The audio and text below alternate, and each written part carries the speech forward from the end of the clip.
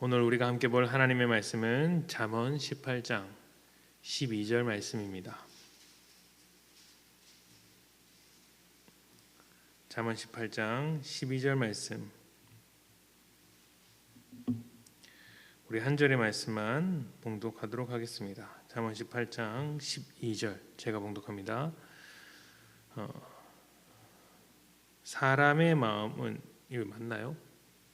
12절? 네네. 사람의 마음의 교만은 멸망의 선봉이요 겸손은 존귀의 길잡이니라. 아멘. 예전에 한 학생이 천국과 지옥에 관한 질문을 저에게 한 적이 있습니다. 사람이 착한 일도 안 하고 나쁜 일도 안 하면, 그러니까 아주 평범하게 살다가 죽으면 천국에 가는가라는 질문이었습니다. 그러니까 착한 일을 해야 천국 가고 나쁜 일을 하면 지옥에 가는 것일 텐데, 그러면 착한 일도 하지 않고 나쁜 일도 하지 않고 그냥 살다가 죽으면, 만약 그런 사람이 있다고 한다면 그 사람은 천국 가느냐 지옥 가느냐 하는 것이죠. 단순해 보이지만 사실은 굉장히 심도 있는 질문입니다. 인간이란 어떤 존재인지를 한 번 더 생각해 볼 수 있는 질문이죠. 대답부터 하자면 지옥에 갑니다. 착한 일을 하든 평범하게 살든 지옥에 갑니다. 그것이 성경의 대답입니다. 물론 정말 아무런 흠결 없이 정말 착하고 선하게 사는 사람이 있다면 모르겠습니다. 그런 사람이 있고 하나님 앞에서 그 의로움을 인정받는다고 한다면 천국에 갈 수도 있겠죠. 그런데 그런 사람이 존재하지 않는다는 것에 문제가 있는 것이죠. 성경은 완벽하게 선한 사람, 의로운 사람은 존재하지 않는다라고 못을 받고 있습니다. 우리의 머릿속으로 그런 사람이 있었으면 좋겠다, 혹은 그런 사람이 있지 않을까 상상할 수는 있어도 현실로서 존재하지는 않는다고 합니다. 왜냐하면 예수님께서 선하다고 하신 그 판단의 기준이 행동이 아니라 생각과 마음에서부터 선한 것이기 때문입니다.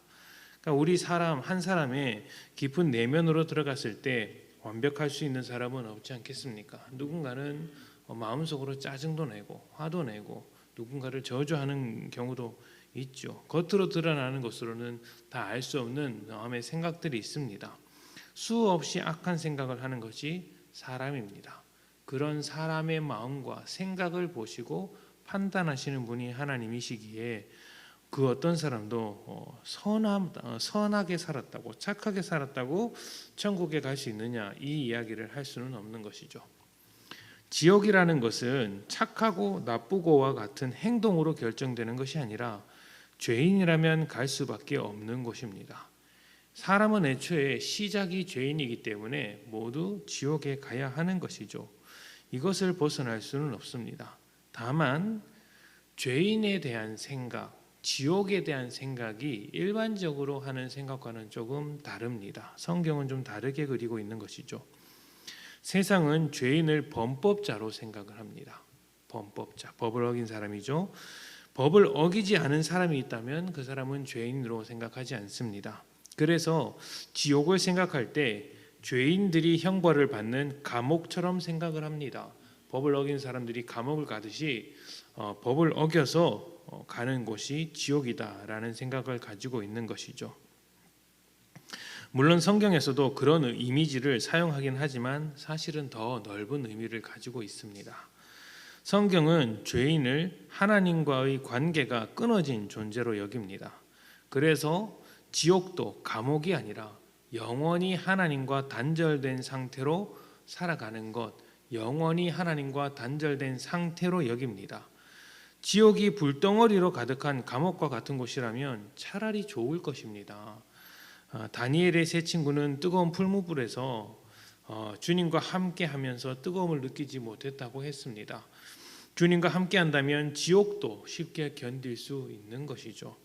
반면 다윗은 왕궁에 있었지만 죄를 범해서 하나님과 멀어졌다고 생각했을 때 굉장히 처절하게 울었습니다. 굉장히 괴로웠던 것이죠. 이런 것을 볼 때 천국과 지옥은 장소라기보다는 상태라고 말할 수 있습니다. 하나님과 영원히 함께 하는 상태이거나 하나님과 영원히 함께 하지 못하는 상태, 하나님의 어떠하심을 전혀 맛보지 못하는 상태가 지옥이라고 말할 수 있는 것이죠. 그게 뭐가 괴롭냐라고 할지 모르겠지만 하나님과 완전히 분리된 상태는 하나님의 선하심, 하나님의 은혜, 하나님의 사랑과 연결된 모든 것들이 끊어진 상태라고 말할 수 있습니다. 사람과 사람 사이에서도 사랑 없는 삶이 얼마나 메마른 삶인지는 잘 아실 것입니다. 그런데 하나님으로부터 오는 그 모든 생명을 끊어버렸으니 그 삶이 얼마나 고통스럽겠습니까? 그런 상태로 영원히 지내는 것, 그것이 지옥이라고 말할 수 있는 것이죠.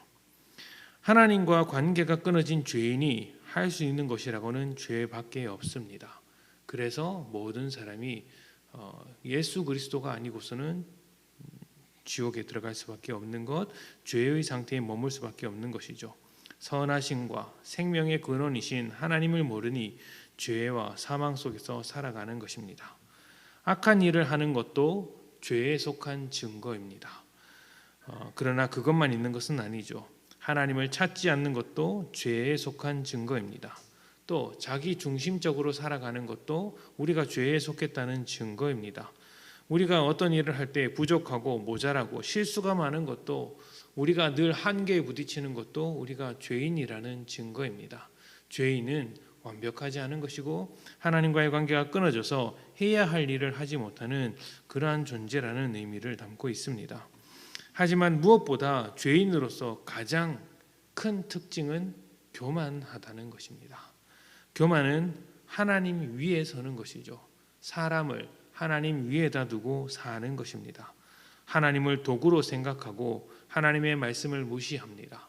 하나님을 내 뜻대로 휘두르거나 하나님 말씀보다 내 말, 내 이야기, 내 주장을 내세워서 내 뜻대로 살아가는 것이죠. 나보다 높은 곳은 없기에, 나보다 더 높이 존재하는 것은 없기에 하나님의 뜻이 무엇인지 분별하지도 않습니다. 그래서 사실 모든 죄의 뿌리가 교만에 있다고 할 수 있습니다. 교만은 멸망의 선봉이다라는 오늘의 말씀을 잊지 않기를 부탁드립니다. 사람끼리 있을 때도 교만한 사람은 환영받지 못합니다. 하물며 하나님 앞에서 교만해서 되겠습니까? 내 생각보다 하나님의 생각을 먼저 따르고 하나님의 말씀 앞에서 겸손하게 사는 것이 교만하지 않는 삶입니다. 하나님 앞에 교만한 인생들이 가야 할 곳은 딱 한 군데밖에 없습니다. 그러한 교만한 삶을 내려놓고 주님 앞에, 그 말씀 앞에 순종하는 여러분들이 되셨으면 좋겠습니다. 하나님 앞에 교만하는 순간 기뻐할 것은 사탄밖에 없다는 것을 기억하셨으면 좋겠습니다.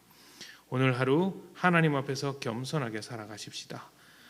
교만이 멸망의 선봉입니다.